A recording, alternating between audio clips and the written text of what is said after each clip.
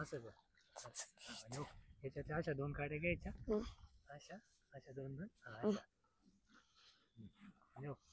असं आणायचं. हे जाम धरायचं, इकडे इकडे जाम धर, असं आणायचं. आता अंगठ्याने खवायचं. कळलं का? काय होतं, भाताचं लागवड करताना रानावनात काटं कुटं दगड धोंडे पायाखाली चुकाटा काय पाहावं नाही लागत. काम करताना एक तर शरीराची झीज होते, लाग होते, काप होते, किंवा काटं भरणं दगडी बिगडी काय होतात पायाची. बघा आज शेतकरी म्हणजे सोपं नाही लागवड शेतीचं करणं. पाय कसे होतात बघा, आज तुम्ही बघशाल पायाची पूर्ण अशी एकदम रेखाटलेले हे बघा, कापले जाते कुठं काटे कुठे काय होते. त्याच्यामुळे ते सुद्धा पाहावं नाही लागत. जीवनात संघर्ष करावा लागतो खूप. तुम्हाला मागच्या एकदा व्हिडिओमध्ये सांगितलं का संघर्ष करणं हा खूप मोठा काही कमी लोकांच्या काय म्हणतो आपण भाग्यामध्ये असतं का संघर्ष करण्यासाठी ती लोक आज जन्मालाच आले. त्यांच्या आयुष्यभर त्यांच्या मागे संघर्ष हा शब्द असतो. पण ते खचती नाही, खचायचं नसते. जे होईल ते होईल, पण आपण प्रयत्न करीत राहायचं. आणि प्रयत्न हा एक आनंद वेगळा आहे. हो द्या, थोडीशी लागालाग होईल, संघर्षात काहीतरी कमी जास्त होईल, पण याच्यात आनंद खूप आहे. की आपण हे कमवतो कसं, किंवा याच्या मागचे काय गोष्टी आहे, त्याचा सगळा अनुभव येतो. माणूस अनुभव इतका अनुभव जबरदस्ती असतो ना तो, की माणसाला कळतं की अन्नाची किंमत कशी येते, किंवा अन्न हे कसं बनलं जातं, किती कालावधी लागतो, भात तांदूळ बाजरी किंवा काय असेल ते. तर याच्यासाठी जी मागची मेहनत आहे ना, ती खूप महत्त्वाची असते. लोकांना फक्त काय वाटतं, अहो 5 रुपये कमी करा, 2 रुपये कमी करा. पण माझ्या मते, मी एक शेतकरी आहे, माझ्या मते तुम्ही शेतकऱ्याला बोलताय. एखाद्या किराणा मालाच्या दुकानात जाऊन त्याला सांगा, तेल समजा 100 रुपये किलो असेल ना, 90 रुपये किलोनी दे बाबा. तो काय सांगतोय बघ, माझ्या घरी नाही बनत आहे, पण हे आमच्या घरी बनतंय, आम्ही याचे सगळे पाठपुरावा करतोय, किंवा याची लावगड, याची खुरापणी, याचं सगळं संगोपन करतोय. तुम्ही आमच्याकडे 5 रुपये 10 रुपये डायरेक्ट रेट कमी करताय. म्हणजे हा विषय कसा असतो की शेतकऱ्याला तुच्छ मानलं जाते. तू स्वतःच्या मालाचा भाव करू शकत नाहीये, हे तर गव्हर्नमेंटनेच केलेले. त्याचा भाव गव्हर्नमेंट ठरवतो. तू याकडे काय विकायला आहे काय ते सगळं गव्हर्नमेंट. पण मला विकायचंय की नाही हे सुद्धा मला म्हणजे माझ्या स्वतःचं हे नाही, ते माझे बोल नाहीत, किंवा मला ते मी बोलू शकत नाही. मग लोक म्हणतात 5 रुपये कमी 3 रुपये कमी, पण हे चुकीचं आहे.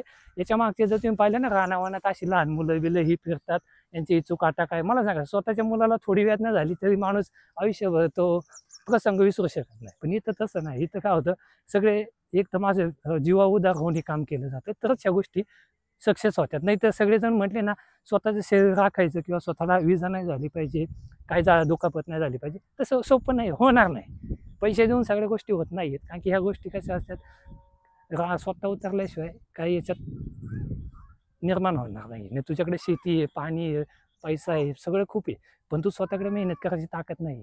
तुला पाहिजे तसं आउटपुट किंवा फळबाग तशी धारणा होणार नाही. त्याच्यामुळे मी तुम्हाला सांगत असते की ह्या जीवनात शेती करण्यासाठी इतका मोठा म्हणजे संघर्ष करावा लागतो की तो ज्यांनी केलाय, त्याच्या ज्या वयोगटात केलाय, तोच सांगू शकतो या शेतीची किंमत काय, याचं उत्पादन कसं काढलं जातं, याच्या मागचं काय पार्श्वभूमी हे त्यालाच माहीत असतं. बाकीचे फक्त काय म्हणतात, मस्त बसलेत, मस्त गप्पा टाकतात, मस्त एकदम छान दिसतंय, पुण्याकडले लोक येतात स्टेटस ठेवतात, हे ठेवतात.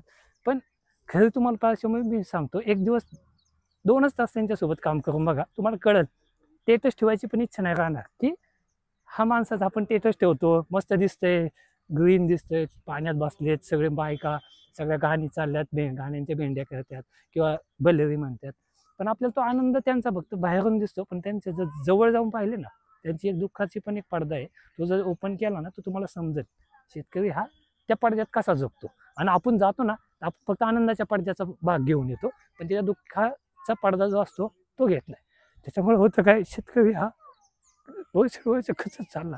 शेतकऱ्याची पार्श्वभूमी अशी स्वतः मुलाला सांभाळणं जड झाले, उच्च शिक्षण घेऊ शकत नाही. शेतकरी खूप मनाने आतून दुखावला गेलेला आहे. पण घरामध्ये लहान मुलं बायका पोरं असल्यामुळे तो कधी त्याचे दुःख समाजापुढं वेचत नाही किंवा मांडत नाही.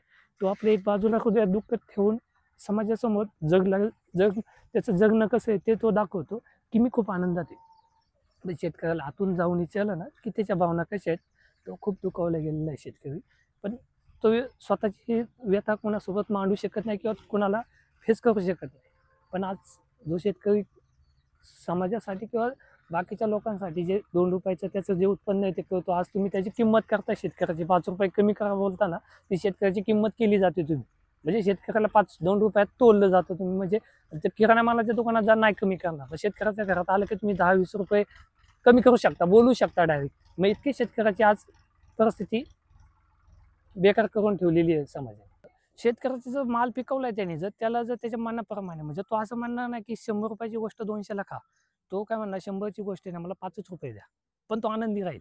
त्याची जी मेहनत आहे ना, त्याला खूप ऊर्जा मिळेल, ताकद मिळेल, की मी जे कमवते ते माझ्या पद्धतीने, माझ्या सगळ्या गोष्टीमुळं जे मला पाहिजे तेवढ्या भावात जाते. तर तो खूप म्हणजे आनंदाने काम करेल. जरी संघर्ष झाला, सगळं काही केलं, तो सहन करण्याची त्याच्यात खूप ताकद आहे. कारण की तो आज एवढ्या वर्षानुवर्ष तो लॉसमध्येच काम करतोय, तरी तो कधी कुणाला म्हटला नाही की मी लॉसमध्ये काम करतोय, तरी तो करतोच. कांदे लावू नका, लॉस 5 रुपये किलो गेले तरी तो लावतोच. बटाटे लावू नका, लावतोच. भात लावू नका, लावतोच. पण त्याला पर्याय नाही. शेती तशी ठेवू शकत नाही. म्हणून मी काय म्हणतो, जर शेतकऱ्याचा जर फक्त त्याच्या 3 रुपये जरी त्याला आउटपुट मिळलं ना त्याच्यात, तरी तो खूप हे होईल. पण तुम्ही काय होतंय, आज त्याची गुंतवण्याची ताकद खूप आहे. तो गुंतवतो 2-3 लाख रुपये आणि त्याच्यातून त्याला ते पण मिळत नाही.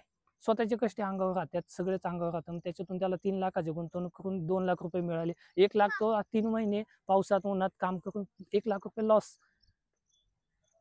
म्हणजे असं नाही झालं पाहिजे. जर शेतकऱ्याचा बाजारभाव जर त्याला योग्य तो मिळाला ना, तर शेतकरी कधीच दुःखी राहणार नाही.